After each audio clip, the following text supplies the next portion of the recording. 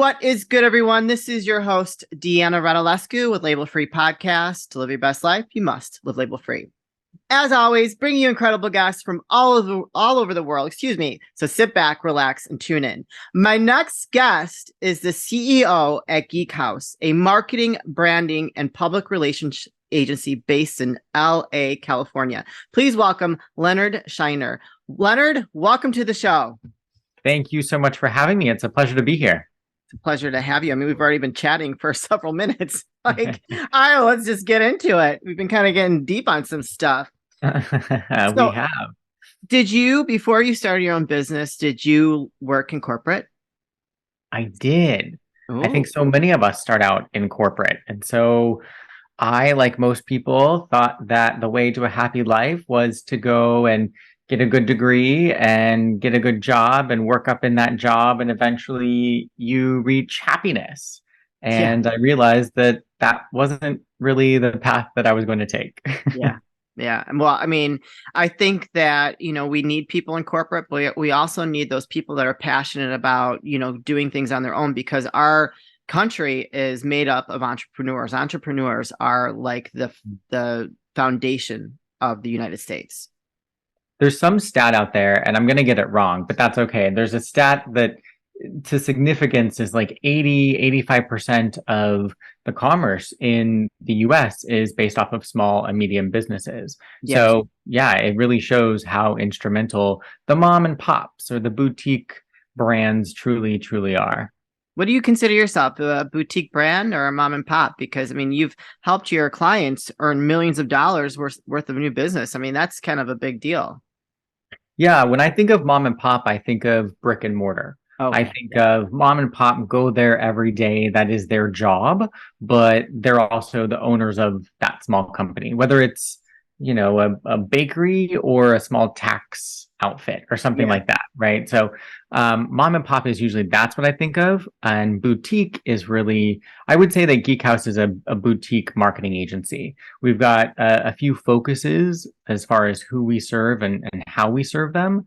But we're also national in the sense that, I split my time coast to coast. We've got clients coast to coast. And so, yeah, boutique in the sense that we're focused. Yeah, I love it. So what was your aha moment, or just the time that when you decided okay, I'm no longer doing corporate and I want to do my own thing? Because there's usually something that happens in someone's life that was like, that's it, I've had enough.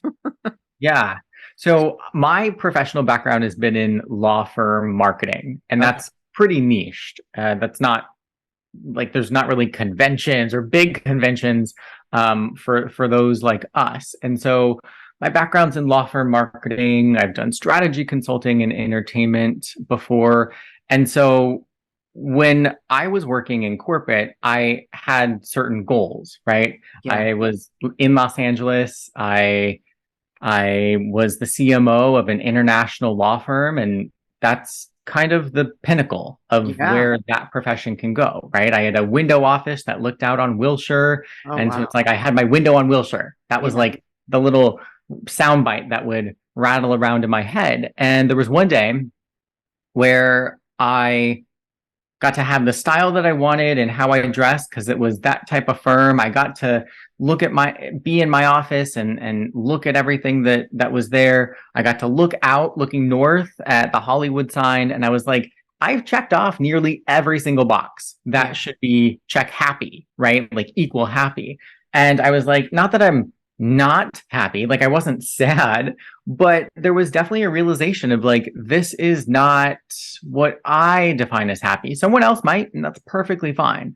But my defining moment was when I was in my window office on Wilshire and realizing that what I thought was happiness on paper truly wasn't the feeling I was experiencing. Yeah. So shortly after that, pivoted to doing my own thing. And I had always kind of had a consultancy on the side, but I doubled down and really focused on what worked. And so started Geek House in 2019 and been going strong ever since. Well, good for you for doing it in 2019 before the world freaking blew up. We rode that roller coaster in our first year. So yeah, I think if that's our first year, we're doing pretty good in terms of buckling up for the future years, right? Yeah, exactly. And so you mentioned like some of your niche focuses. And so you really kind of focused on law firms, but you can tackle everything. Can you give us an example of like, let's say someone comes to you, you can use a law firm as an example, and they're interested in increasing their branding or fine tuning their branding or rebranding and increasing their marketing. What does that look like in terms of strategizing with a client? So let me give you the law firm example first, and then we'll show how that's really similar to like any other type Sure. of professional service business. So for a law firm, when someone's looking to increase their credibility or their presence, first, I want to know what the goal is. Is the Yeah. goal to look really good online? Is the goal to get more clients? Is the goal to impress your competitors? Is your goal to win awards? Like, what is the goal? Hmm. Because from there we can work backwards. And it might still be the same puzzle pieces that we're laying out, but the Yeah. order of the puzzle pieces could change, Yeah. or we could omit some or add some others in. So when I'm looking at it, our method at Geek House, which is a method that I used in consulting, and now it's our agency default method, is brand, market, grow. Those are our three pillars. So I look at brand as clean up your gosh darn house before you Yeah. invite friends and family over, right? Yeah. Handle your brand. Do you have a website? Is it matching your email? Is it this, that, or the other thing? Do we have our social handles done? Do we look the same everywhere? Are our colors consistent? Is our logo consistent? Yeah. But most people think of brand as just color and logos. Yeah. I take it a step further. What does your voicemail script look like? What Yeah. does your call script look like? What is your email signature? Right? It's so much more. So that some of that's internal to the business and then some of it's external. So what about your Google My Business profile? What about your social handles? What about all of these other things like directory listings that someone who's maybe not in the know would just think, oh, it's a logo. Yeah. There's more to it. So that's really where we start is brand. Part of that is also building credibility. So if you're a subject matter expert and no one's talking about you, or better yet, you're not talking about you, we've got some problems. So if you're not writing a blog, if you're not being featured as a contributor, Yeah. or you're not being featured in publications, that's where the PR component comes in, and Yeah. we help our clients with that too. So that's our brand, and the market is taking everything we did there and flowing it out. And Yeah. obviously, there's different channels, organic, paid, and that's within marketing. And then growth is really about scaling that. And that's usually where I'm going in and I'm coaching the situation, because if we have mental blocks, we will not go past what we think is possible. Hmm. And so if you're doing something new, if you're transitioning out of a 9 to 5 into a freelance role, or if you're in a freelance role, transferring yourself into a more business type role, or Yeah. really wherever you're at in your journey, the next level is going to require something different from you. So Sure. brand, market, grow, and we're always looking for growth along the way. Well, for sure. I feel that branding today is super important more now than ever. You know, I would agree with you. especially with what you said about social media, your email. I'm very big into keeping my brand very clear and the same across the board. I'm looking to rebrand, and I know that's going to be a big deal, but I think that, and I preach this to my team too, and it's just like we have to keep our branding on point. And I've had some guests on the show that really focus that their specialty is branding. And it's very interesting to me when, there are businesses out there that don't have that, or yet alone the professional that's representing the business doesn't have their branding on point, because that's very important too. And usually in professional service firms, we hire people because of who they are. Yeah. Right. Right? If you're hiring for, let's use a California example for like In and Out, Yeah. right? If you're hiring for, which is a hamburger chain for everyone in the rest of the country. So if we're hiring someone there, it's really plug and play, right? It can be John, or it can be Bob, or it can be Jane. It doesn't matter, because they're filling a role, and it's just we need a body to fill that role. Right. But when we look at professional services, our value is really kept in who we are uniquely. Yeah. Because someone's going to resonate with me as a coach versus John as a coach, because of just how we connect, right? Or someone might resonate with John versus me because of how they connect. Right. So what makes us unique is really our secret ninja skill for being able to make our brand unique and memorable. Yeah, for sure. Do you find that when you start working with your clients that they maybe have some pushback or some limitations in understanding, like sharpening and fine-tuning their brand? There's a lot of misconceptions when it comes to what is a brand and what is needed.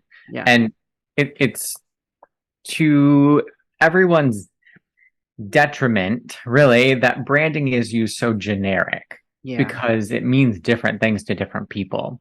And so we want to make you look amazing. We want to make you look like the most credible expert out there. We want someone to come to the site and be like, gosh darn, I need to hire that person, that man, that woman, because they solved this problem that I've been looking for. That's really what a brand does. It's your 24/7 salesman that has someone be able to experience what you do, who you are when you're not there. Yeah. If they come to your website, how does it look? How does it feel? Again, what are the colors? Yes, but there's so much more. There's more layers than that. So we want to make sure that if you're known for one thing or a few things, that your brand is consistent across all the different channels. And then what that really is referred to is being omnipresent. So we want to have consistent messaging across all the channels. I saw it just earlier today. There was a guy and he was talking about real estate and his whole page is about real estate. But he's running ads that talk about VA and like, systemizing your business, but it doesn't talk about real estate business. It's just business in general. So if you're a real estate guy and you're talking about this other thing, you need to make the connection, right? Your business can have legs, but it needs to make sense. Yeah, that would be confusing if I would be confused by that. Yeah. You mentioned something about PR. Now, for me personally, I think that PR and doing like press releases and stuff for my brand and my business is very important, especially for my guests. And so I feel like we are in a world today where there's just so much going on around us that as like some of you are representing and they are scaling their business, like those press releases, those PR, the public relations is a very important piece, especially in today's world, because that media piece gives you a lot of credibility, even though we really are in a world where we pay to play. Sometimes there are definitely pay to play avenues. Okay. But I always say that if it's easy, it's probably not worth it. Yeah. Right. Yeah. So you can pay, especially in the law space, there's a lot of pay to play, whether it's for ads or for awards. And in the fitness space, same thing. Yeah. Which is the example I was going to reference earlier. But to fitness, right? Like there's so much pay to play opportunity within there, within health, within relationship. There's so many opportunities. But when we look at what's going to be something that gets us ahead, what's going to move the needle in terms of credibility and trust. So why do we want to do media? Twofold or maybe threefold. So of course, we want to be able to say, hey, I was featured in CBS, in CBS Money Watch, or I was featured in Fox Business, or I was featured on Yahoo Finance or in the San Francisco Chronicle, right? Like we want to be able to say that because it gives us credibility.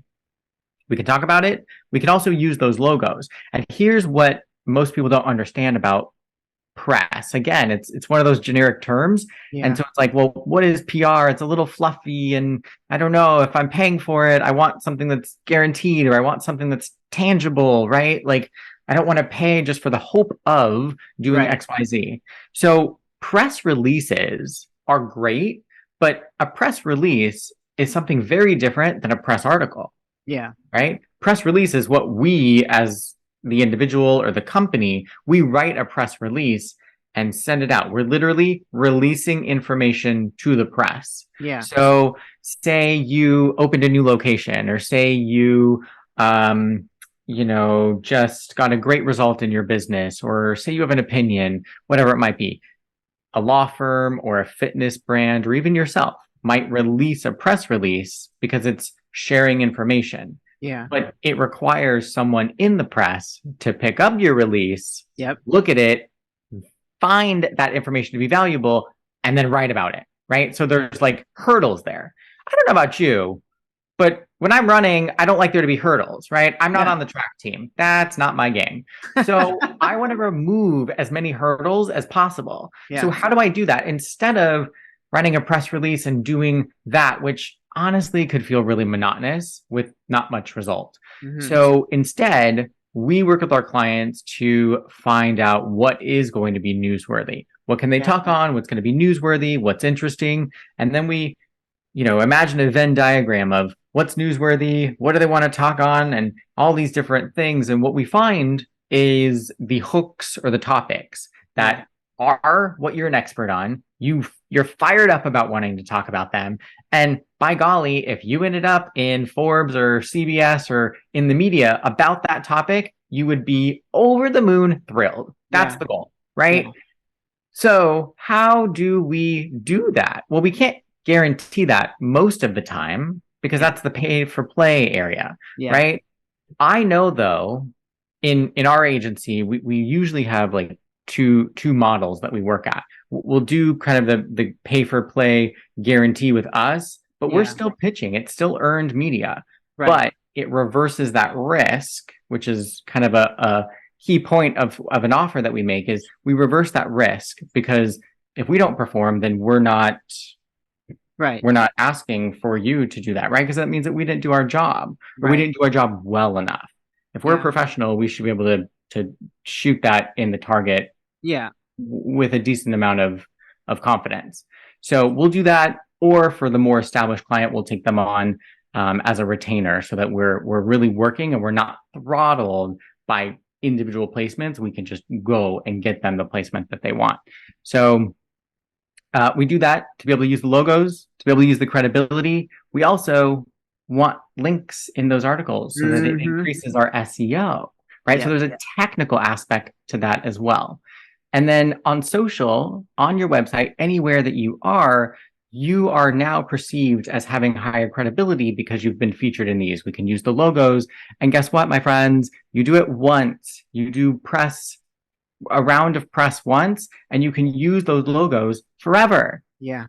And if you're calling yourself X agency today, but tomorrow you're, Wellness X, guess what? You're still the founder. Yeah. So those logos still are returning in value to you because you're able to create that perception to a potential client, potential customer, to be able to have them convert. And we all know perception is reality in this day and age. Amen to that. Well, sounds like you do an incredible job for your guests. So your clients, not all clients have to do a retainer. They can work with you specifically on one area if they need, right? Yeah, and I think that helps us in really fitting a client to what's comfortable for them because people are different, right? We're all unique. That's what makes us great. So we're flexible in the way that we work with clients as long as it makes sense for all of us. We're focused on results. Right. What that looks like is dependent upon what the goal is. Yeah. And where can people find you and connect with you and learn more on working with you?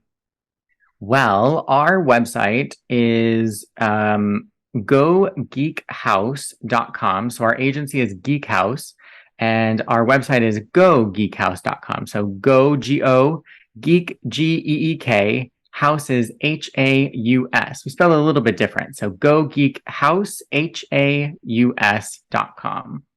And then I see you have some social media links yourself. So you guys, I'm going to put all those links in the show notes. So don't hesitate to reach out to Leonard if you align with how he works and think that he would be a good fit for your organization or your personal brand.